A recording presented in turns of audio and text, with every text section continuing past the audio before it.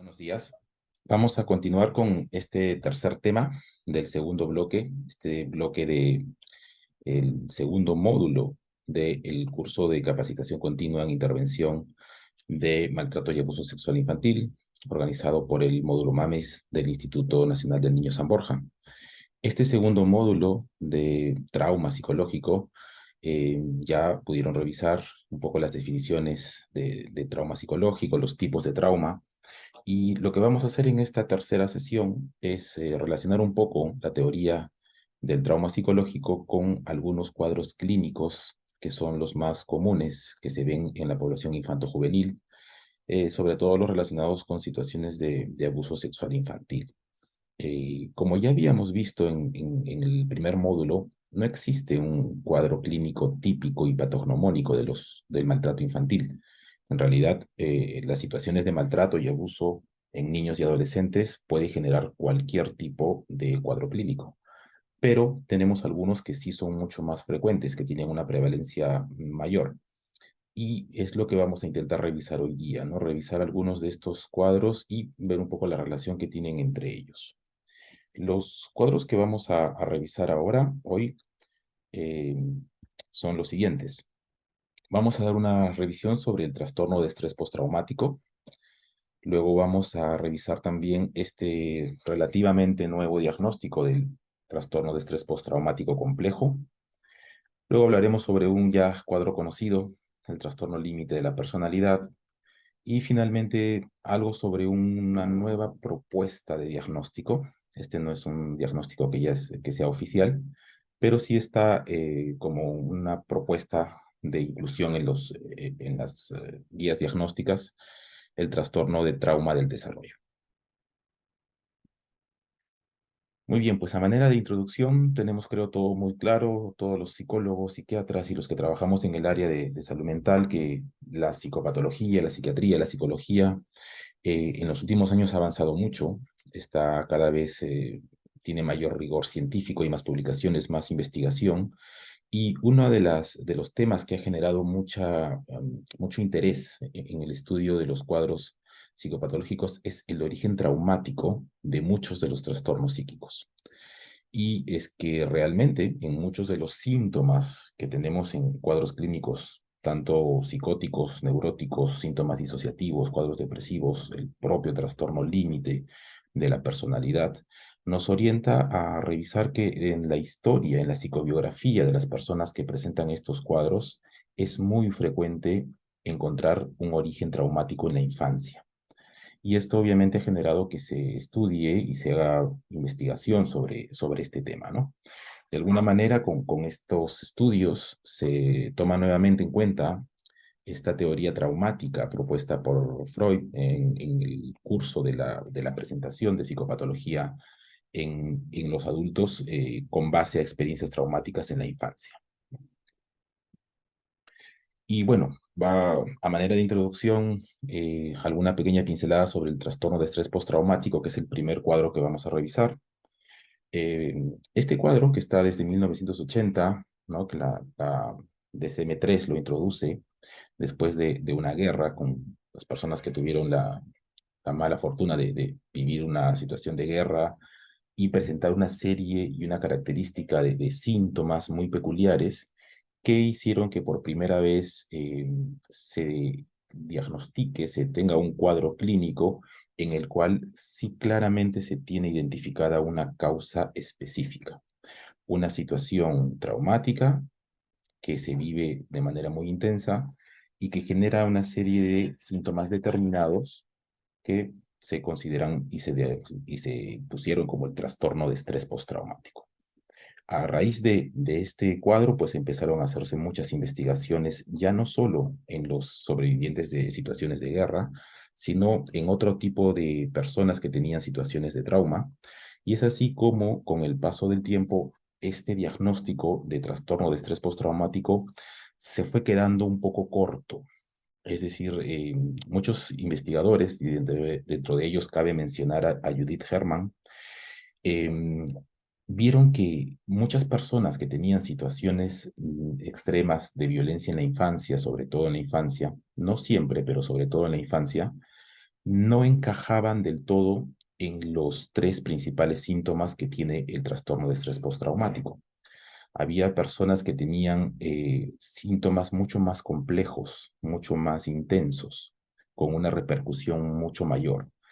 Y es así que empezaron a estudiar a estas poblaciones y determinaron que existía un grupo de gente que después de situaciones de violencia intensa, sistemática, continua, presentan síntomas a los que denominaron el trastorno de estrés postraumático complejo. Luego vamos a profundizar un poco más sobre ellos. Esta es una pequeña introducción. Y bueno, este cuadro, el trastorno de estrés postraumático complejo, tendría un poco y radicaría su existencia en que se dan situaciones de larga duración, experiencias continuas, acumulativas, invasivas, de tipo interpersonal. Aquí es un dato importante. Aquí sí tiene que haber una relación entre la persona que está sufriendo la situación de maltrato y el que produce el maltrato, que muchas veces es esa persona que es el cuidador principal. Cuando hablamos en niños, niñas y adolescentes, hablamos de las figuras de los cuidadores principales, ¿no? Entonces, estas situaciones de mucha intensidad, como situaciones de abuso sexual, tortura, violencia doméstica extrema, genocidios, que normalmente son vividas en la etapa infantil, aunque no necesariamente, pero normalmente son propias de esa edad, van a generar una situación que por su continuidad, por el carácter interpersonal, por la imposibilidad de huir de esta situación, eh, presentan una serie de características que van más allá del trastorno de estrés postraumático. Aquí ya hay una alteración mayor, ¿no? Luego lo profundizaremos. Y bueno, luego de esto, siguiendo con la evolución en el tiempo, tenemos a Van der Kolk, que también es un autor muy importante en esta temática, que él con su equipo de colaboradores son los que han propuesto que también se pueda incluir el trastorno del trauma del desarrollo, ¿no? Que algo también profundizaremos, pero es como la secuencia, ¿no? Del estrés postraumático, luego podríamos decir que se descubre el estrés postraumático complejo, y el estrés postraumático complejo, si lo asociamos a la población infanto-juvenil, podríamos hablar de esta nueva propuesta de diagnóstico del trastorno del trauma del desarrollo. Muy bien, pues ahora vamos a centrarnos en el trastorno de estrés postraumático. Bueno, el TEP es una condición de estrés mental, emocional persistente que se produce como resultado de una lesión o un choque psíquico severo, un trauma severo. Cuando las personas se enfrentan a un escenario de forma directa o indirecta, porque esto puede ser en primera persona o como testigo de alguien cercano, y se enfrentan a una situación extremadamente amenazante, una situación que incluso tiene riesgo potencial de muerte o de una lesión física severa, o clásicamente una situación de abuso sexual, y se descubre que, en primera persona, o se descubre que alguien cercano, ¿no? Alguna persona muy cercana está viviendo una de esas situaciones. Estos supuestos son los que podrían involucrar que se formule, se sitúe, se genere la situación de un estrés postraumático, un trastorno de estrés postraumático. En la CIE-11 tenemos digamos, los criterios clínicos actualizados de este cuadro.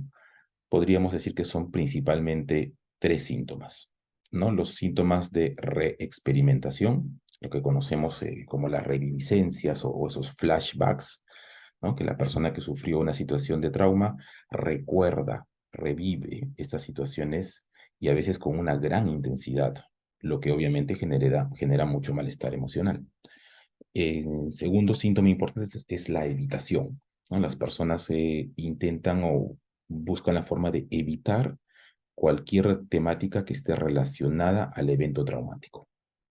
Y por último tenemos este estado de hiperalerta, ¿no? Este estado de hipervigilancia. La persona está continuamente pendiente de cualquier situación y rápidamente dispara ansiedad, ¿no? Estos son los tres síntomas clásicos que si duran varias semanas y afectan la vida, el entorno de la persona, se puede diagnosticar como trastorno de estrés postraumático. Específicamente cuando hablamos de los cuadros de abuso sexual y el estrés postraumático, sí, revisando literatura hay bastante información de eso. Hay muchos artículos que hablan y que exploran, ¿no?, la relación que se da entre el abuso sexual y la presencia del trastorno de estrés postraumático.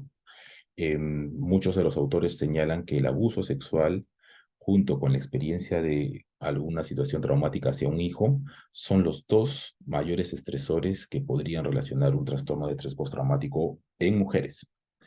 Hay otros autores que afirman que, si bien es cierto, todas las formas de maltrato infantil se relacionan o pueden tener relación con el trastorno de estrés postraumático, es muy específica la situación de abuso sexual. Y tiene mucho sentido esto, ya que el abuso sexual normalmente es vivido, es experimentado por las personas que lamentablemente han pasado por ello como una situación altamente amenazante, en la que incluso no solo está en riesgo su integridad, sino su vida. Entonces, lo que va a generar es muy típico. Recordemos cuando, ¿no?, hemos tenido tal vez la experiencia de tratar a alguna persona con una situación de abuso sexual. Los recuerdos, las reminiscencias son muy frecuentes y obviamente esto va a desencadenar que haya una situación de estrés continuo, de hiperactivación, de evitar situaciones relacionadas con la temática sexual y obviamente criterios perfectos para que calcen con el trastorno de estrés postraumático. Hay muchos estudios que también han comprobado que dentro de todos los tipos de síntomas, en las personas que han tenido situaciones de abuso sexual, el síntoma más frecuente es la reexperimentación, las reminiscencias, ¿no? Y lo dicen muchas veces, ¿no?, las pacientes, los pacientes, que es un continuo, ¿no?, de tener estos flashbacks, estos recuerdos en los que muchas veces viven con una intensidad tan grande como en la misma situación de abuso. Y esto puede ser obviamente algo que repercuta terriblemente en la vida de la persona. Como ya hemos comentado, es lógico que una persona con situación de abuso sexual lo que va a hacer es evitar cualquier situación que tenga relación con la temática sexual. Y es así como incluso ya hay muchas personas adultas que no logran llevar una vida sexual normal, hay mucha repercusión en ello, y si no afecta del todo, pues al menos parcialmente sí va a haber situaciones que afecten el desarrollo normal de la vida de las personas. Em, y por último, como es lógico pensar, estas personas normalmente están hiperactivadas, están en una situación de hiperalerta, ¿no? Lo que podríamos decir es como que si estuvieran, como vivieran asustados, ¿no? Ese susto que a veces se dice coloquialmente, pues, suelen estar en este lado, en este estado de hiperalerta.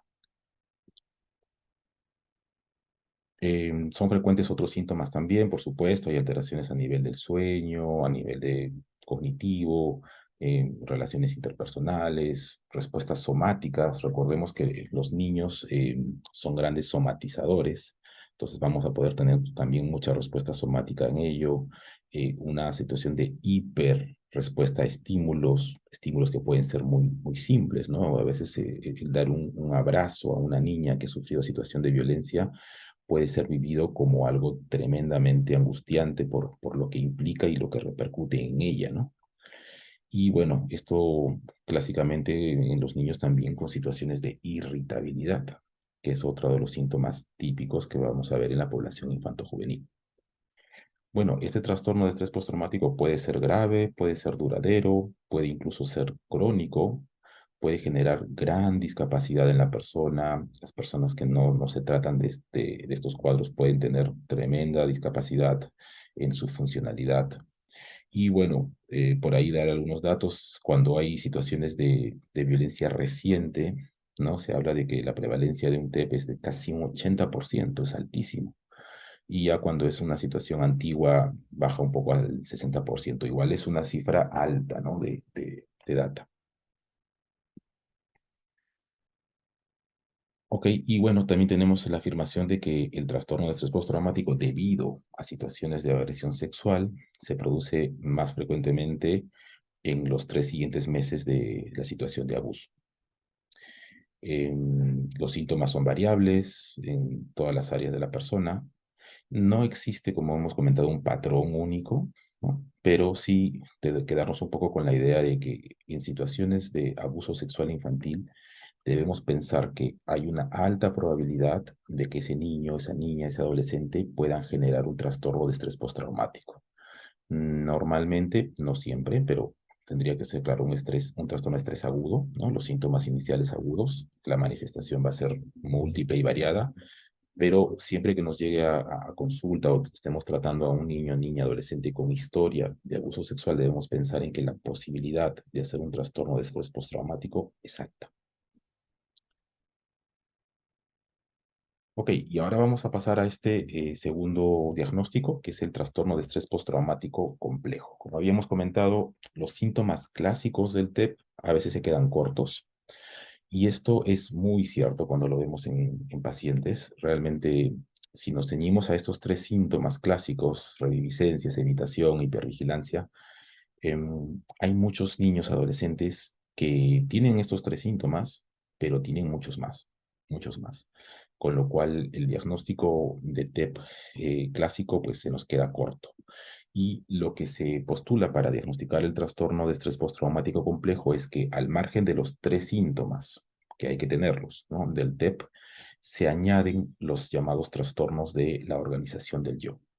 Hablamos de problemas en la regulación del afecto, es decir, una inestabilidad emocional, afectiva, sentimientos respecto de uno mismo de estar disminuido, o sea, hay una autovaloración negativa, hay una palabra que es clave que es vergüenza, culpa, fracaso. Estas personas tienen tan dañada su autoestima por las situaciones que han vivido que no se sienten en la capacidad de poder ser queridos, de poder ser aceptados, de poder relacionarse, ¿no? Y es el tercer punto, ¿no? Dificultades significativas en mantener relaciones, porque no se sienten capaces de poder tener una relación normal, afectiva con otras personas, ¿no?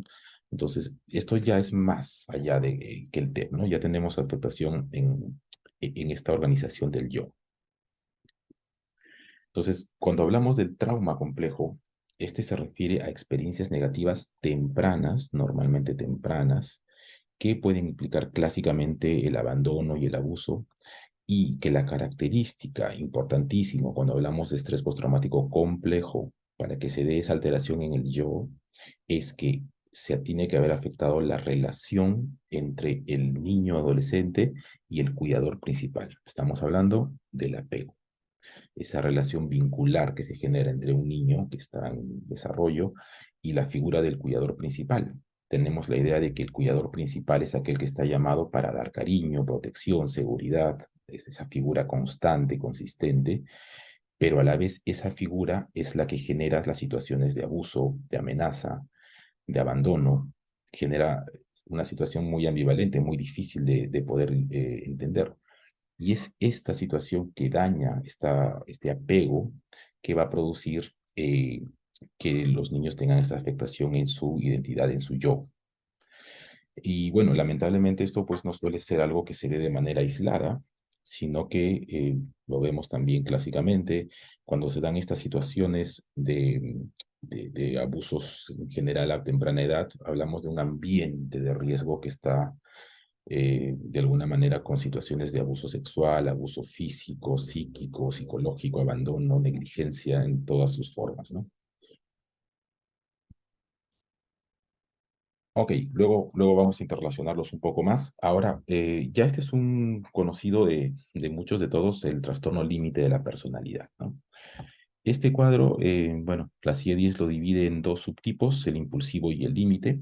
El impulsivo es este en el que predomina este modo impulsivo de actuar, con mucha situación de ira, de violencia, dificultades para seguir con las actividades que no proporcionan satisfacción de forma rápida, este estado de ánimo inestable, caprichoso, iracundo.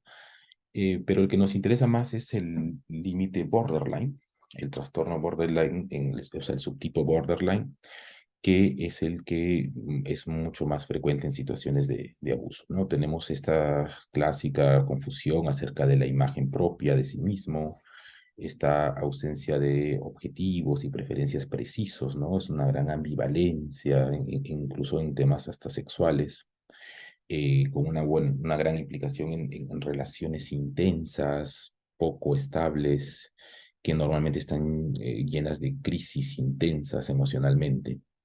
Hay un intento por evitar el potencial abandono. Recordemos el límite, características centrales, ese miedo al abandono. Y es clásico que tengan intentos y amenazas suicidas, autolesiones.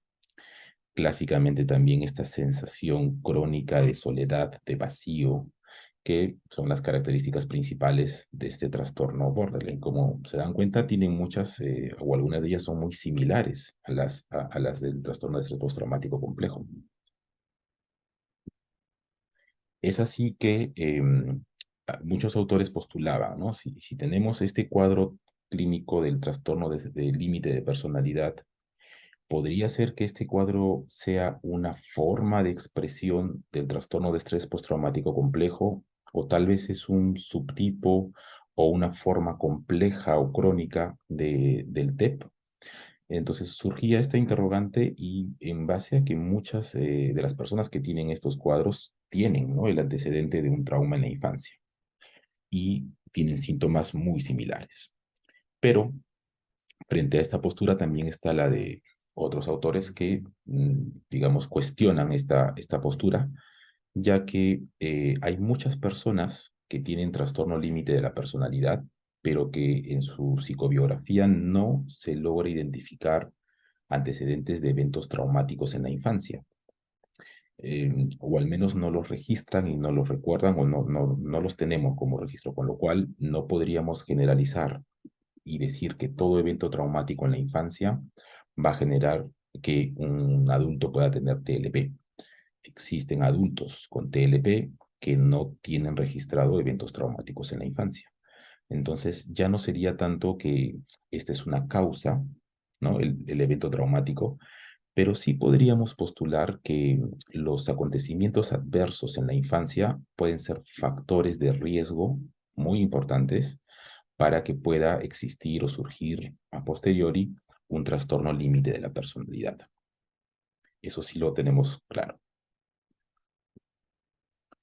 Muy bien, la idea de que algunos y determinados traumas infantiles conllevan trastornos específicos, como por ejemplo el TLP, carece de un fundamento porque no llevaría el principio que alguna vez comentamos de equifinalidad, multifinalidad, ¿no? Es decir, podemos tener dos niños que tengan similares situaciones traumáticas, pero el cuadro clínico va a ser distinto.